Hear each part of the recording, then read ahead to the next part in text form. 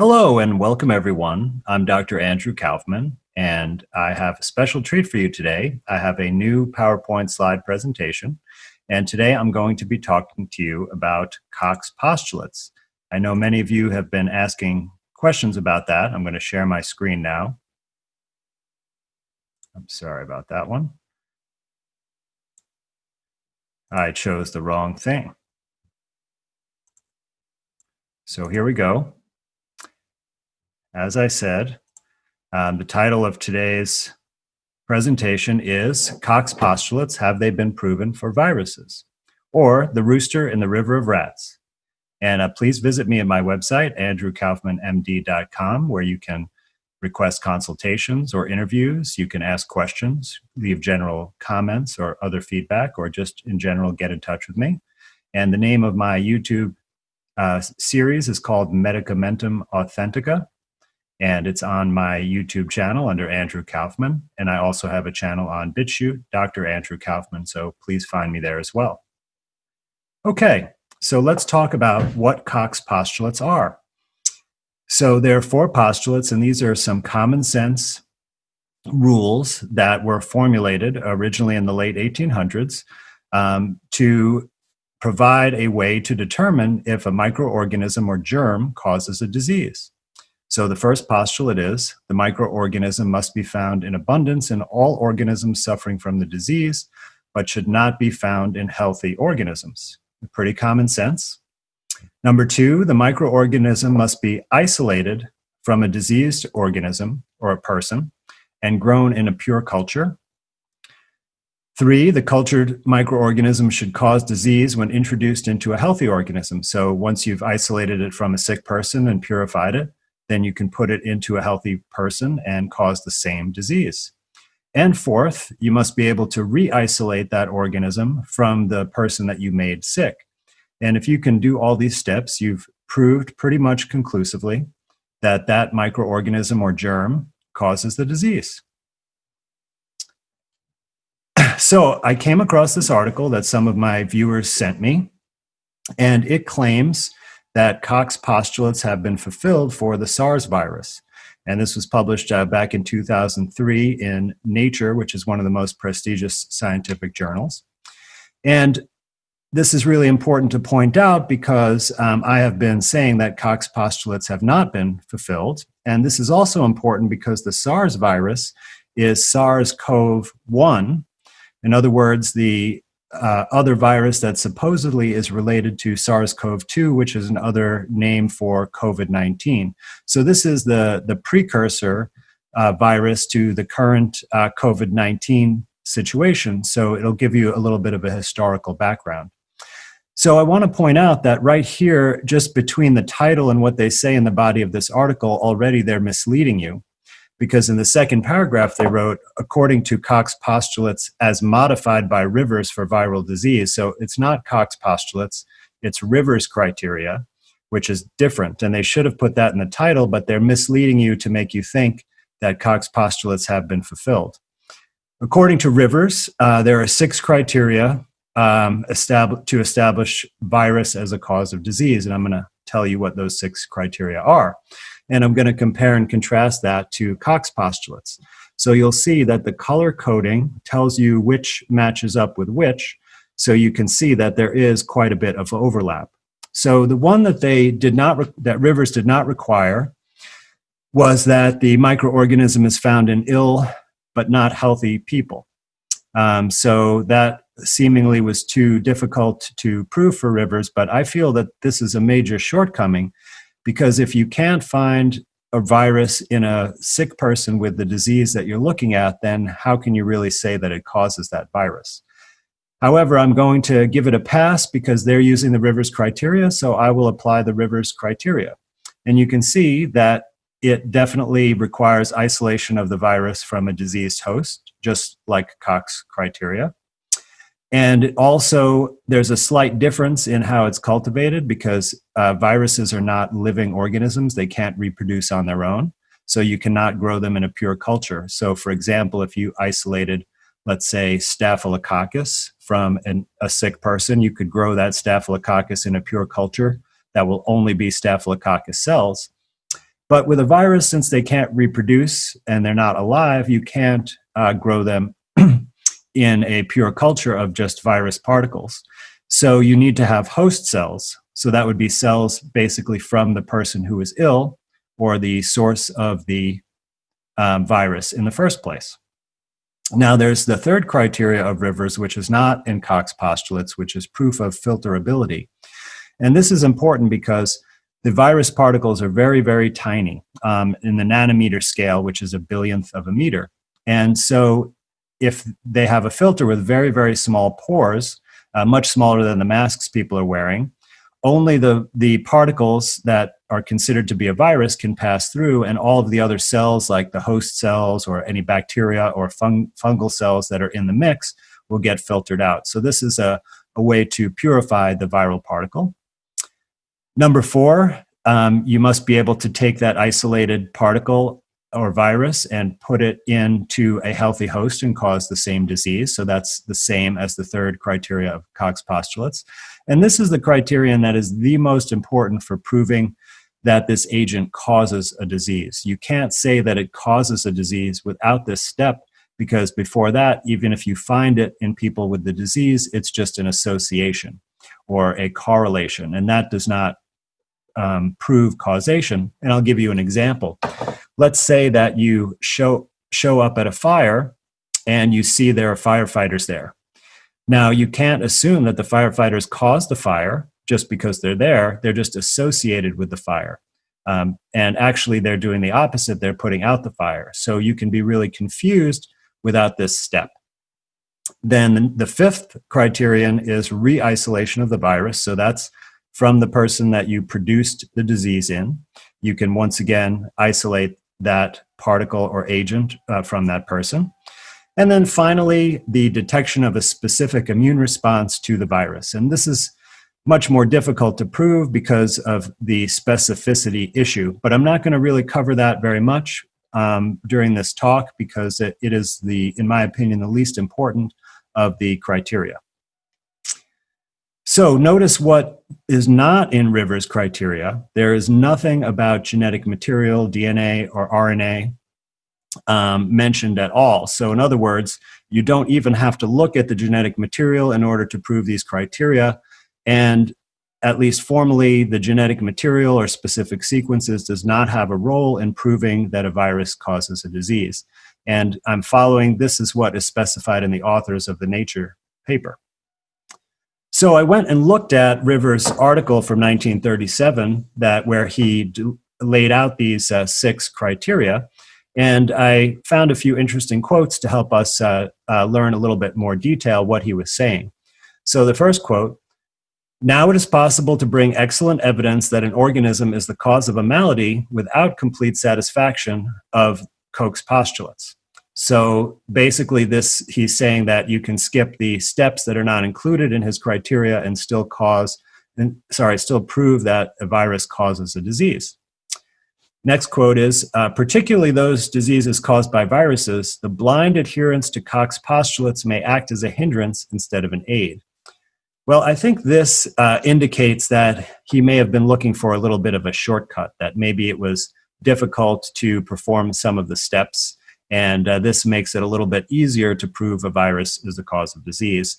And it's not good to let your outcome affect your reasoning when determining these things, but I'll still accept the Rivers criteria as valid.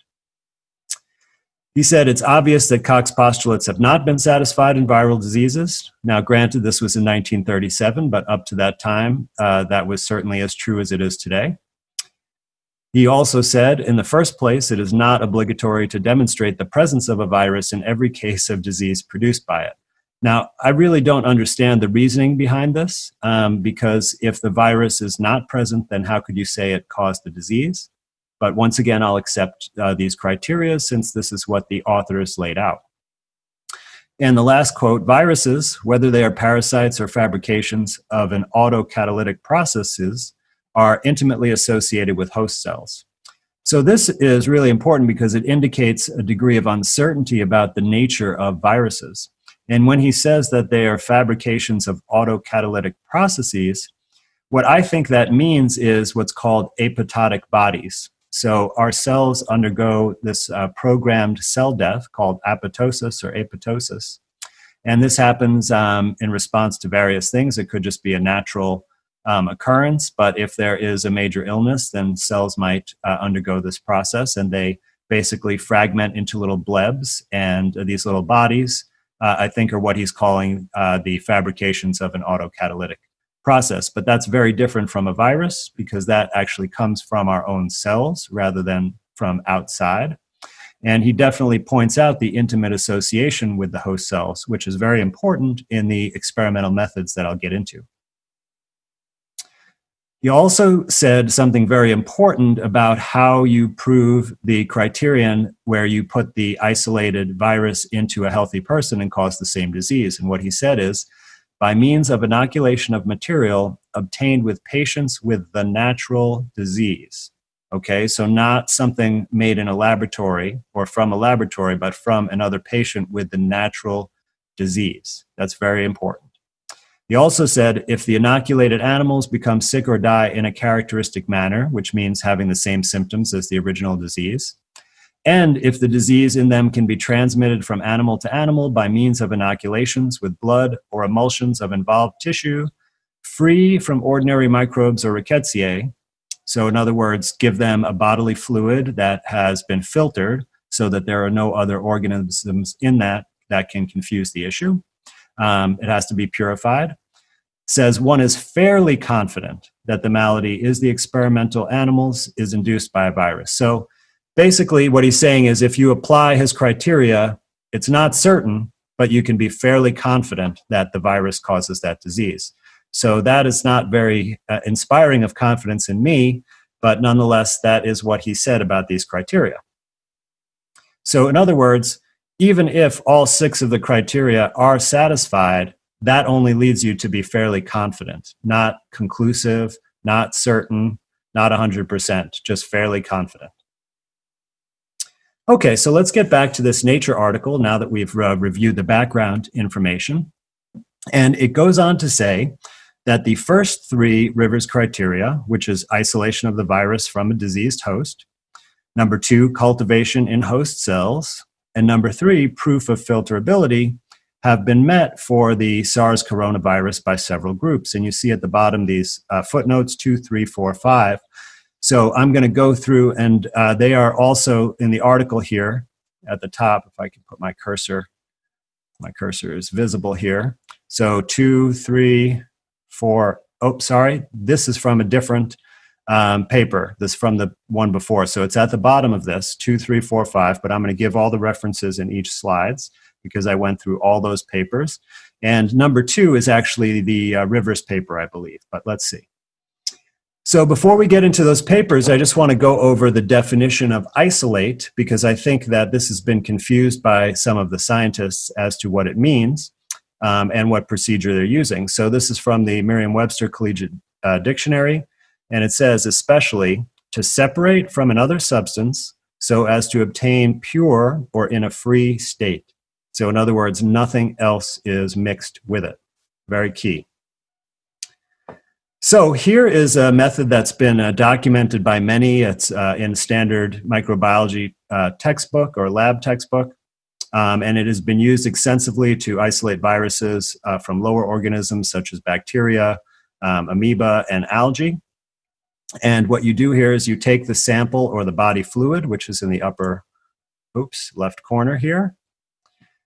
This is the body fluid. So like in the case of SARS and of COVID-19, it would be lung fluid is the most common thing that is used for this purpose. And what you do is take that fluid and you put it through very, very small filters. And this accomplishes what I described earlier, that separates out the tiny little particles from any bacteria. In this photograph here, these big rods are actually bacteria, and the little dots are supposedly viral particles. So putting them through this filter, you leave the bacteria behind and just collect the little particles, little dots in the filtrate. Then you take this filtrate and you use a centrifuge with a density gradient solution. So you put the density gradient liquid in the tube and then add the filtrate and spin it. And what it does is it it forms a band of the particles because they all have the same density. And then you could easily take a pipette and suck those particles out. And then you can look at them under the electron microscope, and you can do chemical characterization on them, and you can extract genetic material if you want to look at that. But the key thing is that going through these steps, you've completely purified the particles directly from the sick patient specimen without mixing any adulterants or other things with it. And so that is really key for this isolation step. Now, here's what the scientists that are publishing articles saying they isolated a virus are doing. So they start with the same sample, the lung fluid, but what they do first is they just take the whole thing. They don't filter it or purify it in any way, but they add some enzymes that dissolve the membrane, so it releases all the genetic material that may be inside of cells or particles into the free solution. And then they do is put in some PCR probes, which will amplify various pieces of genetic material. And they can then sequence that genetic material and characterize it in many ways. But this has nothing to do with Rivers' criteria. As I said before, there was nothing mentioned about genetic material. So if you look at the other pathway that they do is they take that fluid, they may or may not filter it. Some of the methods are not described in very much detail, so they leave out this step. It's hard to tell if they've done it or not. And then they mix this body fluid with non-host cells. So they often buy commercially prepared mammalian cell cultures, like a very common one are Vero cells, which are monkey kidney cells. So they basically mix this with some kind of cell culture, and often they add antibiotics, almost in every case that I've seen where there's detailed methods written up. And this is really important because the antibiotics actually induce exosomes. And if you've seen my previous talk, or if you haven't, please take a look at it. You'll see that exosomes are particles secreted by our own cells, and they help us heal from disease and communicate with each other inside our body, allow different cells to communicate. And all mammalian cells make exosomes, and various things cause the cells to make more exosomes, or induction of exosomes, and one of those is antibiotics. And there are several papers that describe this. It's very well known. So they're basically mixing this bodily fluid with a mixture of cells and antibiotics that's making exosomes. And then what they do is they may or may not purify the particles out of that mixture. They often just keep them mixed with the cells and then look at them under the microscope, and occasionally they purify them. But there is no way to tell if the particles that they have identified after this procedure are from this tissue culture with antibiotics or if they are from this lung fluid. And since they set up a procedure that always results in exosome induction, there are going to be particles that are exosomes in there for sure that look just like viral particles. So I think this is where the major confusion comes to play. So here are the 4 papers that I mentioned that are footnoted that supposedly satisfy the first 3 criteria of Rivers. So Putanen, Drosten, Kaziacek, and Paris. And please forgive me if I'm mispronouncing any of those names. And these are all about the SARS coronavirus from 2003. So let's look at the Putanen paper first. So they did not isolate any virus, the first step. And here's a quote from the article: routine direct virologic examination of all respiratory and stool specimens received from 9 of the 10 patients was completed, yielding negative results. This included negative electron microscopical examination. So what they actually followed the right procedure here to do this, that they took the lung and stool specimens in this case and actually did try to purify those and look at those under a microscope, but they did not see anything. So that was a negative isolation. As I described, they did obtain genetic material, as they do in almost all these studies. The second step, they did not cultivate any fluid or particles in host cells. Instead, they used monkey Vero cells, which, as I described, introduces exosomes. And they did not prove filterability. So what they did was they performed all of these different tests, mostly genetic tests or antibody tests, to screen out for the presence of other bacteria or viruses that are known to cause disease. And in this case, they actually found metapneumovirus in 4 of the 9 patients, which definitely confused the issue. So once again, in the Putanen paper, they did not prove any of the 3 criterion as claimed. So let's look at the Drosten paper. And once again, they did not isolate any virus. They did find, interestingly, particles that look like another virus called paramyxovirus in one specimen, but not in the other specimens. Once again, they did not cultivate any particles in host cells. Instead, they used vero cells again. And once again, they did not prove filterability. So that's the first 2 papers have not proved any of the criterion yet.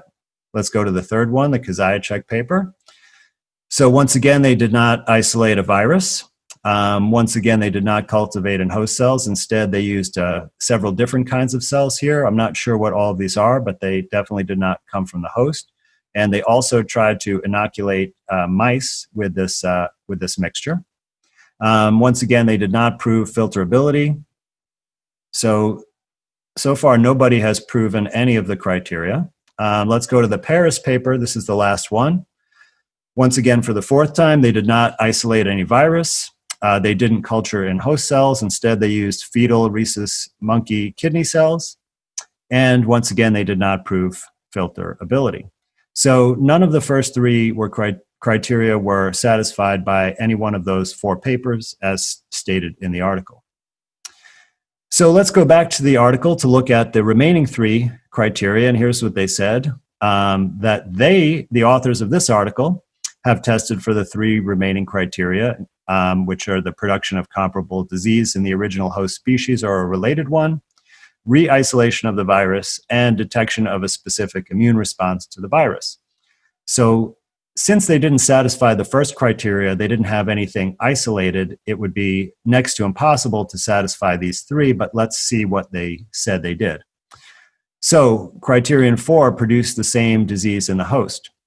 So they did not obtain material from patients with the natural disease. Instead, they used the virus that was cultured in monkey kidney cells. So once again, those cells would be producing exosomes, and the virus was never isolated, so it's not really clear what exactly they're inoculating them with at all.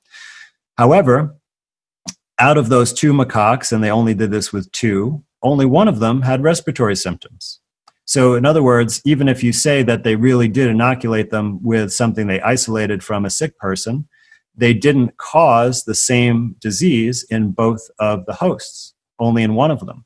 And the other one, they had a skin rash. And even when they examined their lungs at autopsy, because of course they killed these animals right after the experiment, they found different findings. One had extensive lung pathology and the other one did not.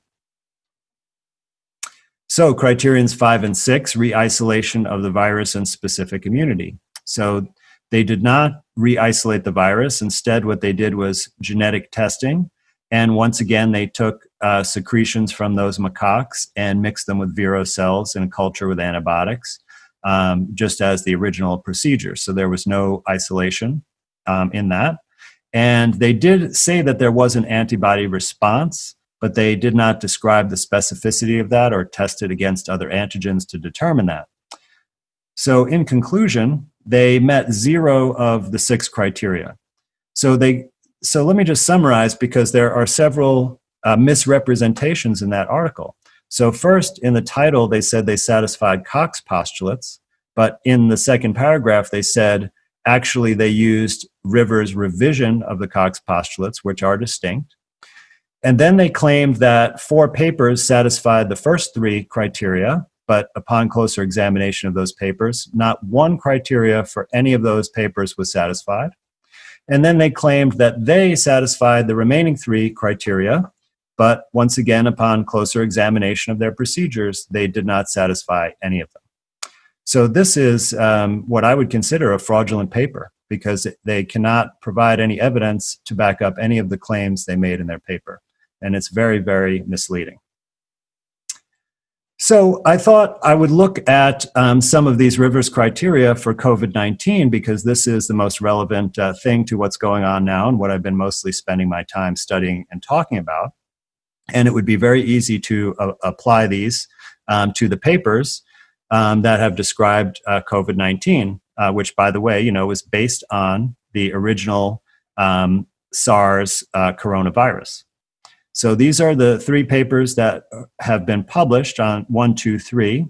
And then the 4th one is a group from Canada that has reported to some news media that they have also isolated this COVID-19 virus, but they have not published yet. So there's much less information about their specific methods, but there was enough to know what's going on. So let's look at, so out of what I found is that none of the studies met the first 3 criteria. No studies tried to address criterion 4 or 5, which is inoculating the isolated particle into a healthy host and causing the disease, or re-isolating it from that person. So this was just not done at all, not attempted. So if criterion 4 and 5 were never attempted, you can already, just from that, conclude that it has not been proven to be fairly confident even that this is a cause of any illness. But let's look a little bit closer. So the Zhao paper, they didn't isolate any virus. Once again, they obtained genetic material as described in the previous procedure.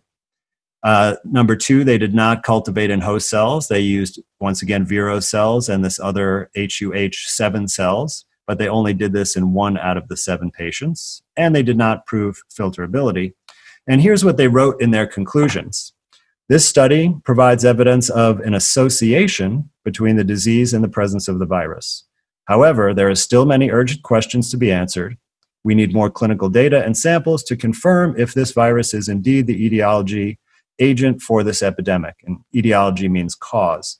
So basically they said, we need more studies to prove causation. This only provides evidence of an association. And there's still many questions to answer. So the authors of this article were very honest and understood the limitations of their research methods and put an appropriate conclusion. They did something else interesting, and I want to just talk about the genetic material for a moment, because this is what they really say is the reason why they've identified it, and it's also the reason or the basis for developing this diagnostic test. The RT-PCR test is basically just tests this genetic sequence. So the way that they said that it's a coronavirus is because they tested the sequence of this RNA that they can't identify the source because they didn't purify anything. And they said it shares just under 80% sequence identity to the SARS-CoV-1, which I was talking about earlier. Now, 80% may sound like a lot, but I did some digging and found that humans share 96%, so 16% more of their genetic sequence with chimpanzees. So if you were to say that 80% sequence identity means that it's a coronavirus, well, you'd be saying that if you had a DNA sample from me and compared it to chimpanzee sequences, you would say that I was a chimpanzee, which clearly I am not.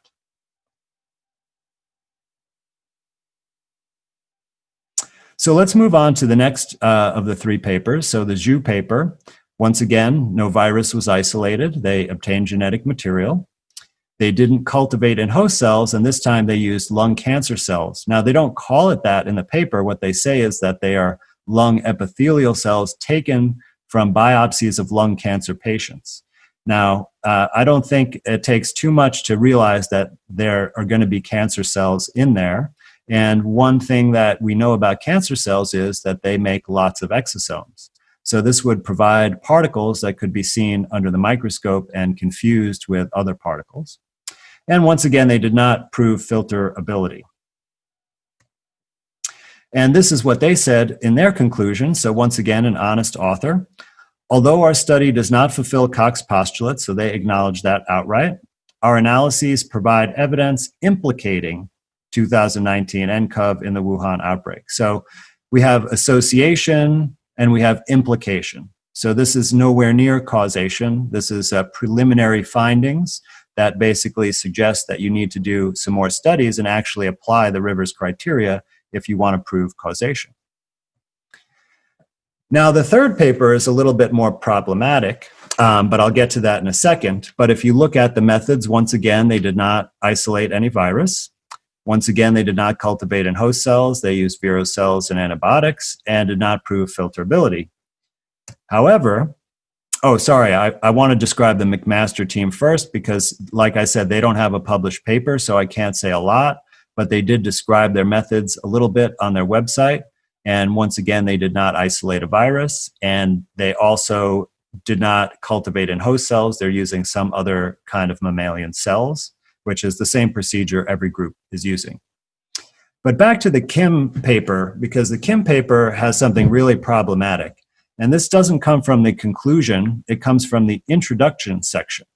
And in their introductory section, they said basically that a new coronavirus was identified as the causative agent of this unexplained pneumonia in January 2020. Now, this is a very bold statement. And as you saw, the conclusions of the other two papers, which came before this, didn't make any such statements based on their research. So this is reference number 7, is where this declarative statement about it being a causative agent comes from. And that reference is listed at the bottom of this slide. And interestingly, it's not a study that is trying to isolate or identify a virus. It's a study that's looking at the full sequence of the genetic material of this so-called virus and comparing it with evolutionary analysis. So in other words, with other species or viruses, sequences found in other species. So in other words, the science of that article would not be able to prove anything about causation. So I went and looked at that article, and interestingly, it doesn't say anything about causation anywhere. In the introduction, it says that a novel coronavirus is associated with human-to-human transition and severe human infection. So once again, association is not causation. And in its conclusion, it talks about the genetic features of the virus and their potential association with virus characteristics and virulence in humans remain to be elucidated. So in other words, there's some kind of association. We need more research. We haven't proven anything. So how did they say this? They must have just basically flat out lied. They made this up. They said it's a causative agent. They gave a reference, and it's not in the reference. And in my opinion, this should be censured. I mean, this is a serious ethical violation here to make such an important claim. All of the world policies are based upon this claim that it is a causative agent, and they cannot reference any science to back that up whatsoever. If we go on and look again at that McMaster University article, which is on the university website, they also make a bold claim, perhaps following on Kim's paper, saying that this new coronavirus set in motion the pandemic. So that's even a bigger claim than it being the cause of an illness. So you see, once a rumor is put out there, then other people are going to adopt it, and then it's going to become in people's minds the truth, even though there's nothing to back it up. So just to summarize the whole rumor mill thing, we have the papers that actually did the studies, and they claim that there's an association or an implication of the virus in the illness, far from any declarative statement about causation. Then in the third paper, it was changed to causative agent, and then it was changed to set in motion the pandemic. So stronger and stronger statements. And no evidence was provided at all to back up those statements. Just flat out lies. So I'd like to conclude from everything I talked about that one, despite the claim of satisfying Koch's postulates, not one of the 6 Rivers criteria was met for SARS. Not one. That's in 2003. None of the Rivers criteria were met for COVID-19, except possibly specific immunity, the least important of the 6 criteria. And rumors and lies placed COVID-19 as the cause of a pandemic with no proof whatsoever. Just want to highlight the players here. And please do connect with me at my website, andrewkaufmannmd.com. Thank you so much for your time, and I'll see you next time.